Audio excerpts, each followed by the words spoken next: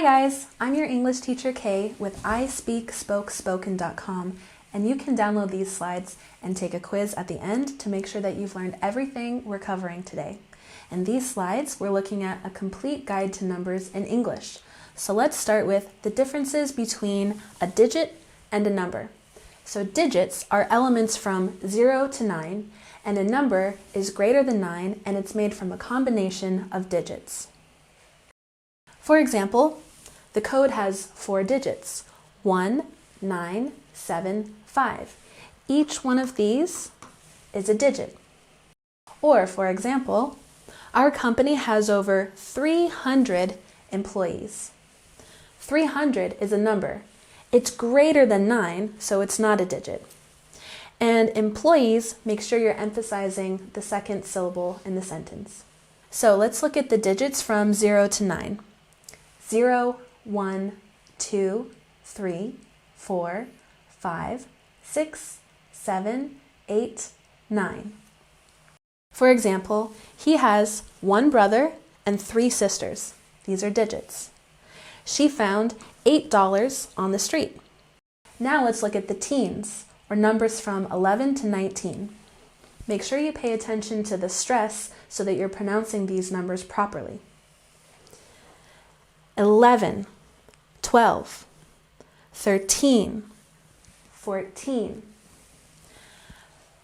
15, 16, 17, 18, 19. For example, there were 19 guests at the dinner. Don't forget to stress the second syllable. There were 19 guests at the dinner. My cousin is 17 years old. 17. Don't forget, you can click up here in the right-hand corner to download these slides and the quiz to take at the end to make sure that you've got everything that we're covering today. Now let's take a look at the tens. The tens are formed by simply adding ty at the end. 20, 30, 40. Now this one's tricky because 4 is spelled F-O-U-R, but 40, we take out the U. 50, 60, 70, 80, 90. For example, 40 people attended the meeting. Don't forget to put the emphasis on the first syllable. 40 people attended the meeting. Or, I live 80 miles away from the city. 80, put the emphasis on the first syllable. Now this is important because many times 18 sounds similar to 80, so to make sure that you're being understood, you want to put the stress on the right place in the word. So for the tens, always put the stress on the first syllable. Now let's look at hundreds. When we talk about hundreds, we just add a digit in front. For example, 100, 200. Don't add an S. For example, our village has about 200 houses. We don't say 200 houses, we say 200 houses. They raised $400 for charity. We don't put an S at the end, we simply say $400. Now let's look at the thousands. When we write 1,000, we write it like this. We use commas to separate thousands. So this is 1,000, and this is 10,000. But this is 1.5. This period represents a decimal, but in English we use commas to separate the thousands. So, for example, this number is pronounced 2,312. But something to note, in British English, they say and 12, but in American English, we don't say the and. In American English, we say 2,312. For example, the book sold over 5,000 copies. Or, there were 2,312 participants. Or in American English, there were 2,312 participants. Now let's test your knowledge.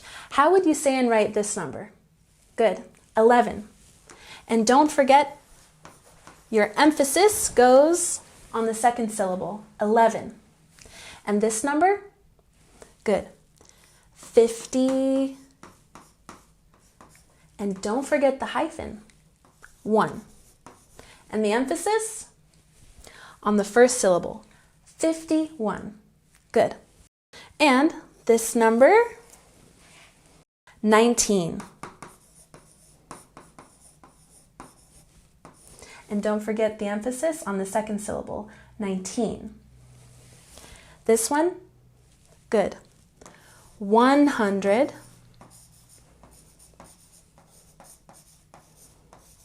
And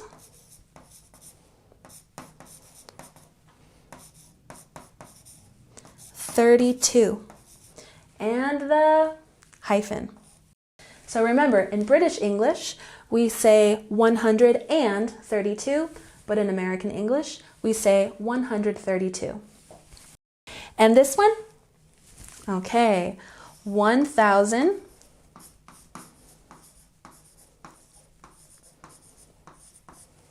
$400.